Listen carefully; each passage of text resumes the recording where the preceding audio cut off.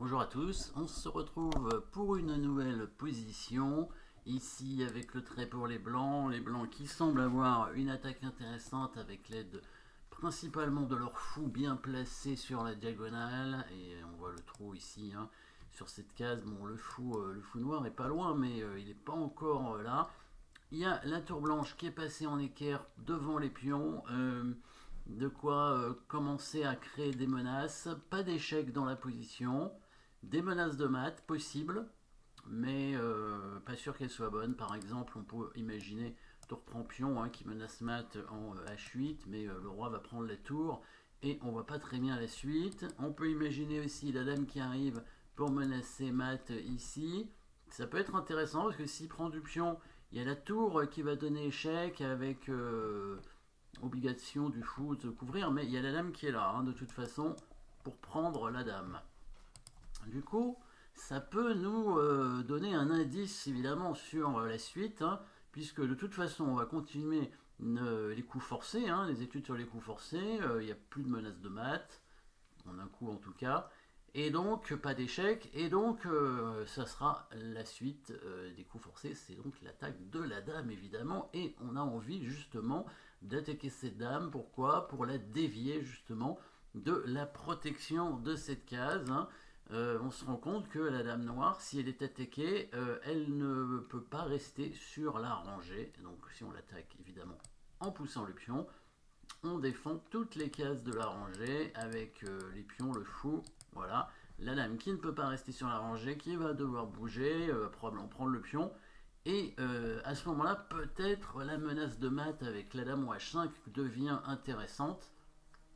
Donc deux options évidemment pour les noirs, soit ils prennent la dame, soit ils avancent le pion en H6 pour éviter le mat. Mais dans ces cas-là, évidemment, s'ils avancent le pion en H6, on va quand même menacer mat, et ça risque d'être imparable assez rapidement. Vous avez vu évidemment la menace de mat avec la prise du pion avec la dame. Et quand le fou va reprendre, la tour va reprendre, et il y aura encore la menace de maton H8 qui sera imparable. On s'aperçoit évidemment que la dame noire, même si elle bouge, ne peut rien faire. Elle peut attaquer nulle part, à moins de se mettre en prise évidemment. À ce moment-là, on la prend bien sûr. Donc, la dernière option pour les noirs, c'est bien sûr de prendre la dame. On va faire échec comme prévu. Les noirs ne peuvent pas couvrir en dehors du fou, donc ils sont obligés de mettre leur fou. Évidemment, on prend le fou en faisant échec. Le roi ne va pas se mettre dans le coin, sinon la tour redescend et c'est mat. Donc le roi va aller en F8. Et c'est à ce moment-là qu'on va à nouveau créer une menace de mat. Et cette fois, ce sera imparable. Le roi ne va pas pouvoir s'enfuir. On regarde tout ça. Déviation de la dame, très important. Puisqu'on a déjà étudié les coups forcés, on a vu la menace de mat, dame H5, qui ne fonctionnait pas parce que justement la dame pouvait prendre. La dame noire pouvait prendre. Mais maintenant que la dame est déviée, la dame doit partir, sinon on la prend évidemment. Bon là, il n'y a plus besoin de faire de menace de mat. Par exemple, elle prend le pion. De toute façon, il n'y a pas de bonne case. Et là, le coup de dame en H5, menace en mat. Donc évidemment, si le pion avance en H6, on prend le pion.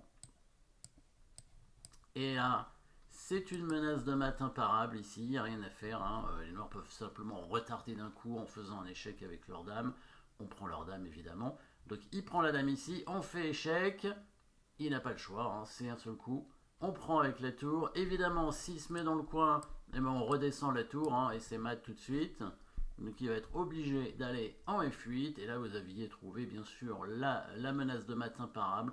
On prend simplement le pion ici en H7 et les noirs ne peuvent éviter le mat avec tour H8. Ils sont bloqués, le roi noir est bloqué, il n'arrive pas à sortir. La tour en D7 bloque la sortie du roi. Tout ce que peuvent faire les noirs encore, c'est évidemment retarder d'un coup, ce qui ne sert à rien bien sûr, mais ça permet de ne pas perdre tout de suite. Voilà, donc déviation ici avec un coup forcé. Petite combinaison sympathique avec une jolie attaque. Les noirs n'ont pas eu le temps de bloquer le trou ici, très important, toujours quand on fait un fianchetto évidemment, de mettre le fou très très rapidement dans le trou pour éviter justement des attaques de ce genre. Merci d'avoir suivi cette position et à très bientôt.